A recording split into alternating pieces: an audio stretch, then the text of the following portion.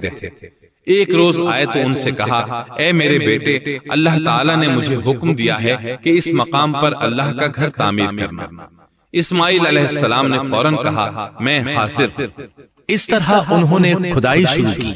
ایسے میں انہیں شیس علیہ السلام کی تعمیر کے آثار نظر آئے۔ انہوں نے اس پر تعمیر شروع کر دی۔ ایک روایت میں یہ بھی ہے کہ انہوں نے فرشتوں والی بنیادوں کے آثار بھی دیکھے۔ نبی کریم صلی اللہ علیہ وسلم کی جوانی کے دنوں میں جب مکے کے قریش نے کعبے کی تعمیر نئے سرے سے کی تو انہوں نے اس کی بنیادوں کو گہرا کرنا چاہا۔ وہ کھدائی کرتے ان سبز پتھروں تک پہنچ گئے جو پہاڑوں کی چوٹیوں کی طرح نظر آ رہے تھے۔ انہوں نے ان پتھروں کو نکالنا چاہا۔ ایک شخص نے کدال کے ذریعے ایک پتھر کو باہر نکالا تو اس کے نیچے سے اتنا نور نکلنے لگا کہ قریب تھا وہ شخص اندھا ہو جاتا۔ پھر پتھر خود بخود نیچے جا گرا اور اپنی جگہ پر جم گیا۔ اس کے بعد لوگوں نے ان پتھروں کو ہاتھ نہ لگایا اور تعمیر شروع کر دی۔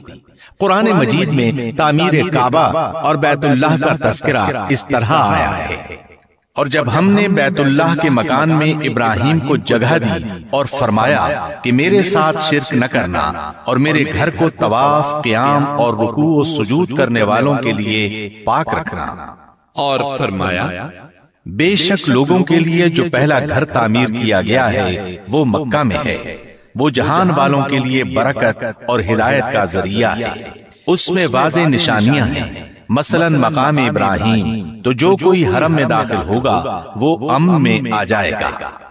اور فرمایا اور یاد کرو اس وقت کو جب ابراہیم کو اس کے پروردگار نے کئی باتوں کے ذریعے آزمایا، وہ ان میں پورے اترے تو اللہ نے فرمایا میں آپ کو تمام لوگوں کا امام بنا رہا ہوں۔ ابراہیم نے کہا اے میرے رب، میری اولاد میں سے بھی امام بنائیے۔ جواب میں اللہ نے فرمایا میرا امامت کا وعدہ ظالم لوگوں کے لیے نہیں ہے۔ اور اس وقت کو یاد کرو جب ہم نے بیت اللہ کو ثواب اور امن کی جگہ بنا دیا اور لوگوں نے مقام ابراہیم کو جائے نماز بنا لیا۔ ہم نے ابراہیم کو حکم دیا کہ میرے گھر کو طواف، اعتکاف، رکوع اور سجود کے لیے پاک رکھو، اور وہ وقت بھی یاد رکھو جب ابراہیم نے دعا کی اے پروردگار اس شہر کو امن والا بنا دے اور اس کے مومن بندوں کو پھلوں کا رزق عطا کر۔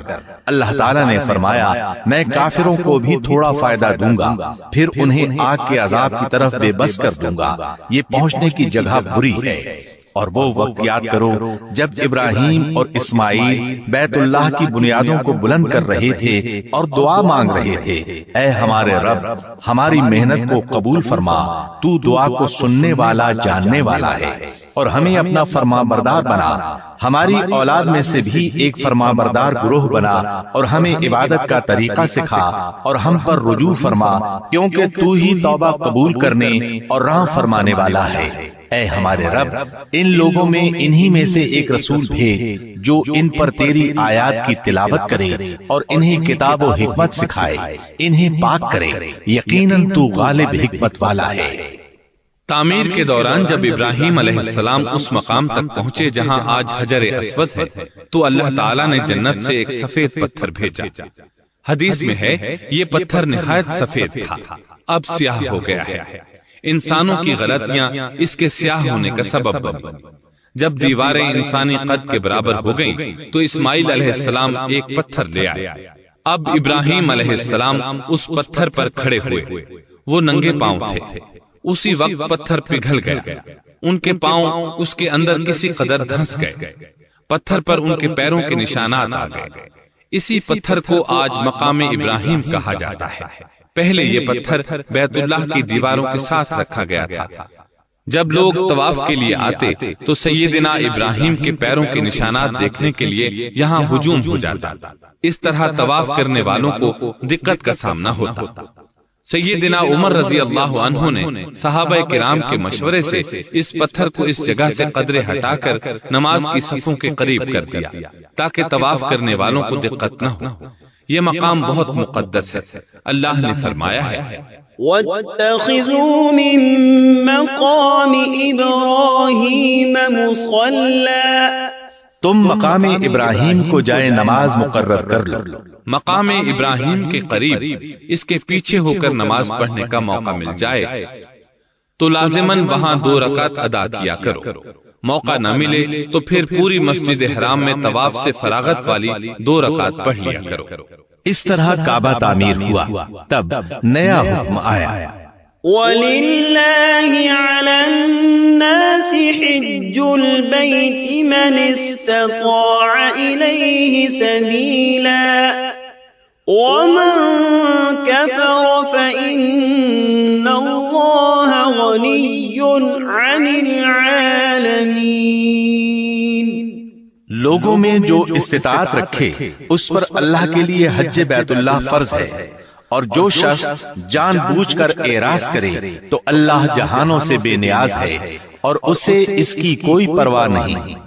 ادھر ابراہیم علیہ السلام کو اللہ تعالیٰ کی طرف سے اشارہ ہوا، وَأَذِّن فِي النَّاسِ بِالْحَجِّ، لوگوں میں حج کا اعلان کر دیں۔ ابراہیم علیہ السلام کہنے لگے، اللہ میری آواز بھلا کس کس تک پہنچے گی؟ جواب آیا، آپ کے ذمے آواز لگانا ہے، پہنچانا ہمارا کام ہے۔ چنانچہ آپ عرفات کے ایک پہاڑ پر چڑھے اور آواز لگائے، لوگوں بیت الحرام کا حج کرو۔ اللہ تعالیٰ نے معجزانہ طور پر یہ آواز تمام انسانوں تک پہنچا دی، خواہ وہ پیدا ہوئے تھے یا نہیں۔ دوسرا معجزہ یہ ہوا کہ اللہ نے بیت اللہ اور اس کے حج کی محبت لوگوں کے دلوں میں ڈال دی۔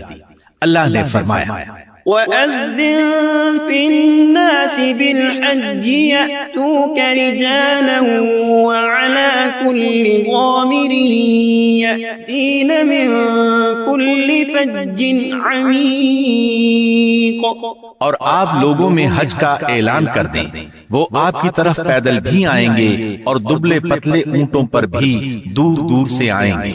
اس طرح لوگ پیدل اور سوار ہو کر کثرت سے حج کے لیے آنے لگے اور یہ ویران علاقہ آباد ہونے لگا۔ یہ تھے حالات اور واقعات ابراہیم علیہ السلام کے۔ آپ نے 175 سال کی عمر میں وفات پائی۔ آپ سے پہلے سیدہ ہاجرہ علیہ السلام نے وفات پائی، اور ان کی وفات سے کچھ ہی عرصہ بعد سیدہ سارہ علیہ السلام 127 سال کی عمر میں فوت ہو گئی۔ ان دونوں کی وفات کے بعد آپ غمگین رہنے لگے۔ آخر اتنی مدت تک ساتھ رہا تھا۔